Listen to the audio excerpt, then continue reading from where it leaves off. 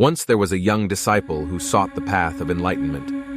He approached his Zen master with a question, "Master, I am constantly plagued by procrastination. I find it difficult to focus and complete my tasks.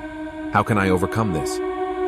The Zen master nodded and replied, "I will share with you a story. There was once a great warrior known for his bravery and skill.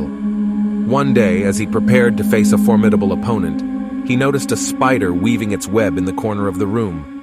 Fascinated, he watched as the spider effortlessly spun its intricate creation, thread by thread. The warrior's mind wandered, and he thought to himself, "If this spider can create such a marvelous web, surely I can defeat my opponent." With renewed inspiration, he went on to win the battle with great success. The young disciple listened intently, waiting for further wisdom. The Zen master continued, "The spider did not delay or hesitate in weaving its web. It did not doubt its ability or compare itself to others. It simply focused on the task at hand without concern for the outcome or distractions.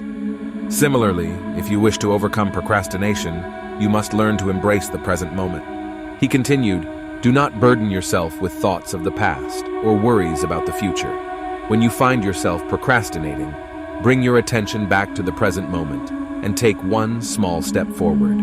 With each step, your momentum will build, and you will find that procrastination loses its grip on you." The young disciple reflected upon the Zen master's words and realized that the key to overcoming procrastination lay in cultivating mindfulness, focus, and the willingness to take action in the present moment. From that day forward, he applied this wisdom, and his life transformed as he became more diligent.